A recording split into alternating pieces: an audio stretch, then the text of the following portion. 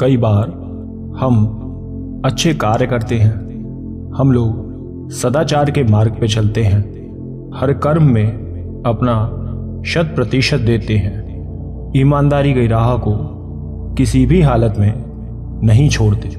लेकिन आसपास के माहौल को देखकर हमारे मन में कई बार ये विचार आता है कि कई लोग बुरे काम करके, बुरा कर्म करके अच्छा खासा जीवन व्यतीत कर रहे हैं, लेकिन इतनी ईमानदारी के बाद भी हम लोग इस मार्ग पे बहुत दुख पा रहे हैं। तो क्या अच्छा मार्ग या ईमानदारी से चलना सही होता है, या फिर हमें भी अपने मार्ग को बुरे मार्ग में बदल लेना चाहिए?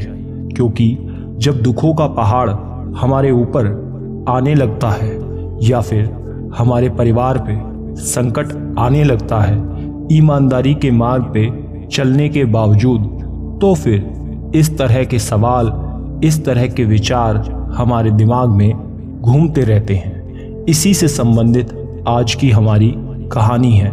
इस कहानी में आप खो जाए उससे पहले आप अभी वीडियो को लाइक कर दें और चैनल को सब्सक्राइब कर दें।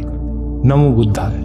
एक बार एक तपस्वी साधु अपने आश्रम में हमेशा की तरह प्रवचन दे रहे थे। प्रवचन पूरा होने के बाद एक व्यक्ति ने उस साधु महाराज से पूछा कि जीवन में ईमानदारी क्यों आवश्यक है। ये सुन वो उत्तर देते हैं कि जीवन में जो ईमानदारी से रहता है उसकी लोगों के बीच एक अलग ही छवि बनती है। जो व्यक्ति किसी के साथ छल या धोखा नहीं करते, सदैव संतुष्टि और ईमानदारी के साथ रहते हैं, कभी लालच नहीं करते, वो सदैव जीवन में सुखी और खुश रहते हैं। व्यक्ति पूछता है कि संत महाराज, लेकिन वो हमें समाज में ऐसी क्या छवि देते हैं? तब वो उत्तर देते हुए कहते हैं कि ये आपको सम्मान देता है, सिर उठाकर रहना सिखाता है। क्या कभी किसी लोभी को ऐसे रहते देखा है? नहीं ना। लेकिन एक ईमानदार व्यक्ति ऐसे ही रहता है, सम्मान के साथ जीवन जीता है। आज की ये कहानी ध्यान से सुनना। किसी राज्य में एक राजा कई सालों से राज करता आ रहा था। पीढ़ी दर पीढ़ी राजा के कई पुश्तें राजगद्दी पर बैठ चुकी थी। अपने पिता के बाद राजा इस पूरे राज्य का उत्तराधिकारी बन गया था। राजा भी अपने विवाह के बाद अपने उत्तराधिकारी की प्रतीक्षा कर रहा था कि जब राजा की संतान होगी तो वो धूमधाम से उसका राज्याभिषेक करेगा। लेकिन राजा के सारे अरमानों पर पानी फिर चुका था। राजा के विवाह को कई वर्ष बीत चुके थे, लेकिन उसकी कोई संतान नहीं हुई। राजा की उम्र भी बढ़ती जा रही थी और साथ ही ये चिंता भी कि उसके वर्षों से चली आ रही प्रथा अब टूट जाएगी। उसके बाद कौन इस राज्य को संभालेगा?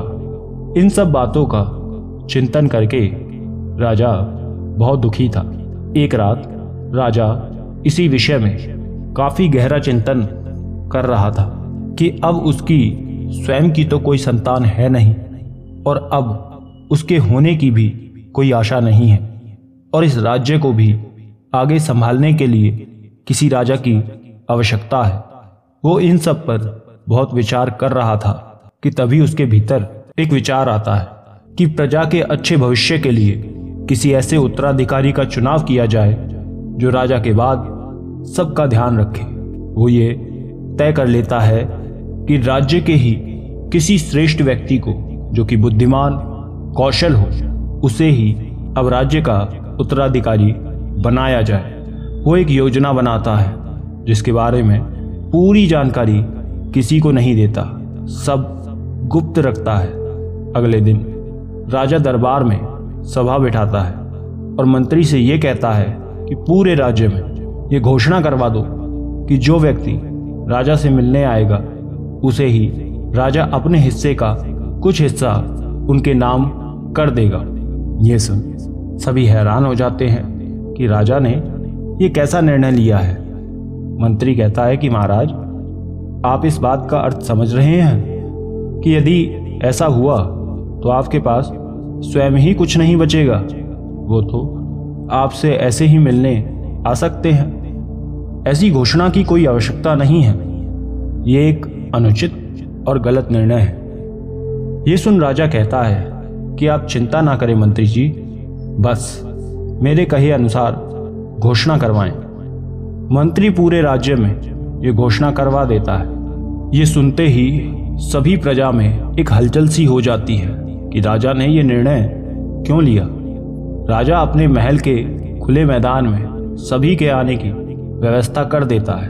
राजा सभी के लिए एक सुंदर सा आयोजन करवाता है, जहां सभी प्रजा के लिए खाने पीने, नाच गाने सभी की व्यवस्था होती है। किसी को कुछ समझ नहीं आता कि राजा ये क्या कर रहा है। अगले दिन जब सभी राजा के महल की तरफ आते हैं तो एक एक करके उस मैदान की तरफ बढ़ते हैं। वहां की चकाचौंध देखकर सभी लोग उसकी तरफ आकर्षित हो जाते हैं और उतने ही दूर में घूमने खाने लगते हैं। सभी के मन में ये विचार होता है कि राजा से वो बाद में जाकर मिलेंगे, पहले इस आयोजन का लुत्फ उठाया जाए, बाद में हिस्सा ले लेंगे। सभी उस मैदान में रह जाते हैं। लेकिन उन सभी में एक ऐसा भी व्यक्ति था जो इन सब से बहुत दूर था। वो एक युवा लड़का था जिसकी इन सब में कोई खास रुचि नहीं थी। वो बस राजा से मिलना चाहता था।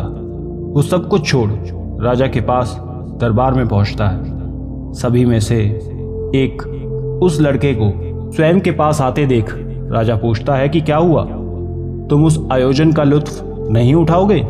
ये सुन वो युवा लड़का कहता है कि ऐसे कई आयोजन आप हमारे लिए बाद में भी कर दोगे, लेकिन इस तरह आपसे मिलने और बात करने का अवसर हमें हमेशा नहीं मिलेगा। राजा कहता है कि तुम सबसे पहले आकर हमसे मिले, हम अपने हिस्से से कुछ हिस्सा तुम्हें देते हैं। ये सुन वो युवा लड़का कहता है कि नहीं राजन, मैं यहाँ आपसे कुछ लेने नहीं बल्कि कुछ कहने आया हूँ कि आप अपना निर्णय बदल लें। हमें आपके हिस्से से नहीं, आपसे लगाव है। जिस राज्य में आप जैसा एक उत्तम राजा हो जो हमेशा सबका भला सोचता हो, उसके आगे इन सब का क्या मोल। उस व्यक्ति की ये बात सुन राजा को बहुत प्रसन्नता होती है कि जिस व्यक्ति की उसे तलाश थी आज वो मिल गया। राजा अपने मंत्री से कहता है कि यही वो लड़का है जो मेरा उत्तराधिकारी बनेगा। ये सुन मंत्री कहता है कि लेकिन आपने इसमें ऐसा क्या देखा, ये तो एक साधारण सा लड़का है। तब राजा मंत्री से कहते हैं कि तुम्हारी दृष्टि में ये एक साधारण लड़का है, लेकिन मेरी दृष्टि से देखो तो ये एक बुद्धिमान, कौशल और योग्य लड़का है जो इस राज्य का उत्तराधिकारी होना चाहिए। और तब राजा मंत्री को अपनी सारी योजना बताते हैं कि उन्होंने ये आयोजन और घोषणा इसलिए ही करवाई थी क्योंकि वो ये देखना चाहते थे कि प्रजा में कोई तो ऐसा व्यक्ति होगा जिसके भीतर इन सब का कोई लोभ लालच ना हो। ये जितने भी लोग आए हैं सभी केवल हिस्सा लेने और आयोजन का आनंद लेने आए हैं। किसी को भी मुझसे मिलने या इस निर्णय का कारण नहीं जानना। उन सब में केवल यही एक व्यक्ति था जिसने कोई लालच नहीं किया और ईमानदारी से मुझसे मिला।